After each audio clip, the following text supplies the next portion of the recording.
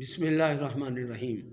حضرت سیدنا لقمان حکیم علی نبینا علیہ الصلوۃ والسلام آپ ارشاد فرماتے ہیں، میں نے 4000 انبیاء کرام علیہم الصلوۃ والسلام کی خدمت کی اور ان سے میں نے 8 باتیں سیکھی۔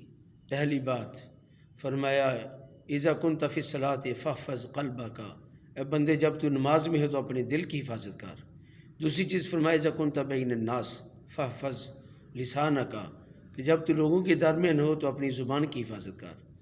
تیسری چیز فرمایا، اذا کنت فی بیت غیرک فاحفظ عیناک، جب تو کسی غیر کے گھر میں مہمان جائے یا کسی کام کے لیے تو اپنی آنکھوں کی حفاظت کر۔ چوتھی بات فرمایا، الزم الجماعت، تم پر بڑی جماعت مسلمانوں کی جو ہے اس کو لازم پکڑنا ضروری ہے۔ اور 4 چیزیں فرمایا، 2 کو بھول جاؤ، 2 کو یاد رکھو۔